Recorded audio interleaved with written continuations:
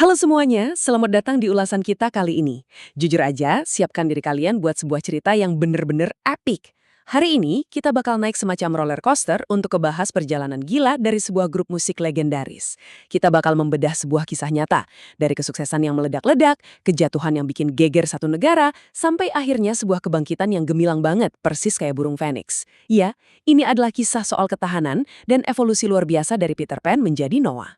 Oke, mari kita langsung masuk ke pembahasannya. Pernah nggak sih kalian ngebayangin gimana ceritanya sebuah band cafe yang benar-benar merintis dari bawah bisa berubah jadi legenda musik tanah air dan menyabet sampai 82 penghargaan dari total 204 nominasi. Gila nggak tuh? Angka ini bukan cuma sekedar statistik di atas kertas ya, tapi ini adalah bukti mutlak dari dominasi mereka yang luar biasa. Terus, gimana sih awalnya? Nah, kita masuk ke bagian pertama, awal mula Sang Bintang. Langkah sederhana sang vokalis. Jauh sebelum ada panggung megah dan lampu sorot di mana-mana, kalian tahu nggak sih kalau Ariel tuh awalnya sama sekali nggak punya ambisi buat jadi vokalis utama? Beneran, sejak SMP tahun 90-an dia memang udah suka main musik dan sempat bikin band namanya Peppermint. Tapi yang paling menarik tuh pas masuk tahun 2000. Setelah sempat kuliah arsitektur dan akhirnya nggak selesai, di masa-masa luangnya itu dia cuma niat pengen ngebantuin temennya, Andika. Niatnya cuma mau main bass aja di sebuah kafe bernama O'Hara buat ngusir bosen. Siapa sangka ya, dari niat iseng yang sederhana ini, fondasi sebuah legenda justru mulai dibangun. Kalau ngomongin perjuangan mereka di awal, Ariel tuh pernah cerita belak-belakan. Dia bilang, mulai dari hari Senin yang nggak ada yang nonton sama sekali, naik pangkat ke hari Rabu, sampai akhirnya ke weekend. Bayangin deh, main di hari Senin di kafe yang kosong melompong. Tapi mereka kerja keras, ngebuktiin kualitas, sampai akhirnya bisa dapat slot emas di akhir pekan.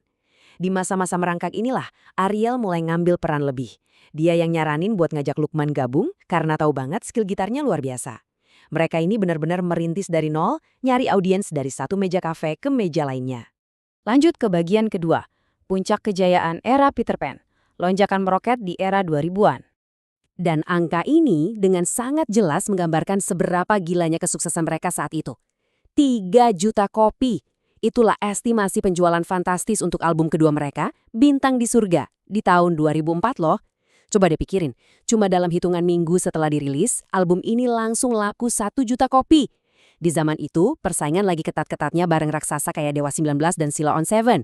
Tapi angka 3 juta ini benar-benar mengunci dominasi mutlak mereka di peta musik pop Indonesia. Gak ada lawan. Dan kesuksesan masif ini ternyata nimbulin gelombang budaya yang luar biasa di masyarakat.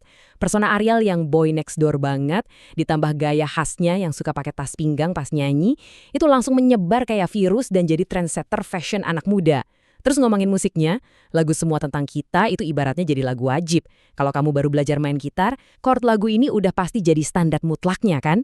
Nah, puncaknya di tahun 2004 mereka ngebuktiin kekuatan gila mereka lewat rekor muri, menggelar konser maraton di 6 provinsi cuma dalam waktu 24 jam. Tapi sekarang, kita harus masuk ke bagian ketiga, badai internal dan kontroversi, lembah skandal dan masa jedar. Seperti yang kita tahu, sahabat apapun laju sebuah kapal, badai seringkali datang tanpa permisi. Di tahun 2006, mulai muncul konflik dan perbedaan visi di internal band yang akhirnya berujung pada keluarnya Andika dan Indra. Lalu, di tahun 2010, sebuah peristiwa besar terjadi. Ariel terjerat ke dalam kasus hukum terkait video asusila yang menjadi sorotan nasional secara masif.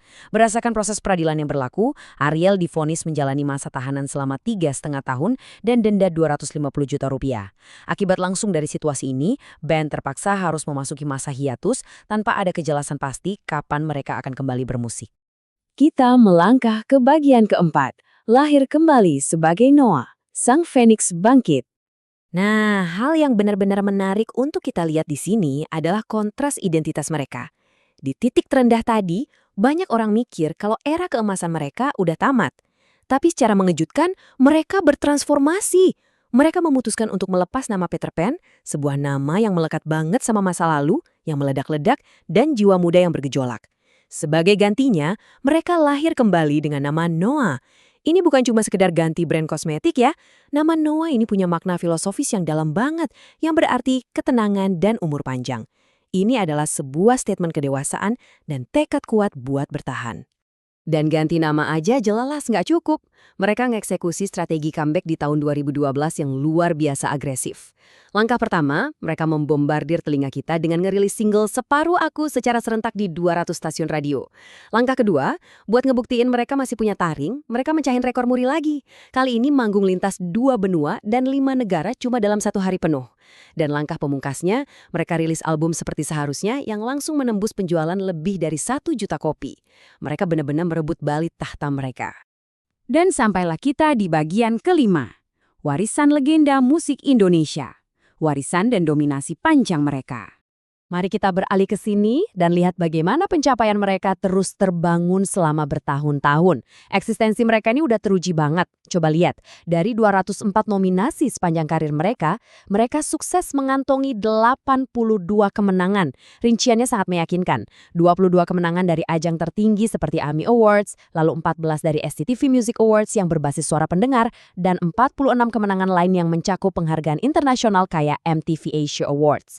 Ini membuktikan secara mutlak kalau kualitas karya mereka selalu diakui baik oleh kritikus musik maupun oleh publik. Tapi, lebih dari sekedar piala penghargaan, ketahanan mental band ini benar-benar patut diacungi jempol. Formasi mereka kembali goyah saat sang drummer, Reza, keluar di tahun 2015 dan disusul Uki sang gitaris di 2019. Tapi apakah mesin Noah lantas berhenti? Sama sekali enggak. Fakta menakjubkannya bisa kita lihat di konser Dekade Experience mereka tahun 2022. Walaupun formasinya makin menyusut, puluhan ribu penonton tetap tumpah ruah memenuhi area konser. Ini ngebuktiin kalau musik mereka itu udah melampaui siapa yang memainkannya. Karya mereka udah jadi lagu kebangsaan timeless buat para penggemarnya. Jadi, poin krusialnya adalah semua sejarah panjang, ujian mental, dan rekam jejak itu bertransformasi jadi nilai komersial kelas atas. Estimasi tarif manggung Noah untuk 1 kali pertunjukan saat ini menyentuh angka 400 juta rupiah. Wow kan? Angka ini secara jelas mengukuhkan posisi mereka di level absolut piramida industri hiburan kita. Setelah lebih dari 2 dekade ditempa berbagai badai rintangan, mereka tetap punya daya jual premium yang sangat sulit disamai oleh musisi lainnya. Sebagai penutup ulasan kita kali ini, saya mau ngajak kalian berpikir sejenak. Dengan semua hal yang udah kita bahas tadi, dari band cafe di hari Senin yang sepi penonton, meroket jadi fenomena budaya, jatuh ke titik terendah penuh skandal, sampai akhirnya bangkit dan terus mendominasi hingga saat ini, mungkinkah di masa depan ada band Indonesia lain yang mampu mereplikasi ketahanan dan pesona abadi dari sang legenda ini? Gimana menurut kalian? Sebuah pertanyaan yang sangat menarik ya untuk terus kita amati. Terima kasih banyak udah nyimak ulasan ini. Teruslah bereksplorasi dan sampai jumpa di pembahasan kita berikutnya.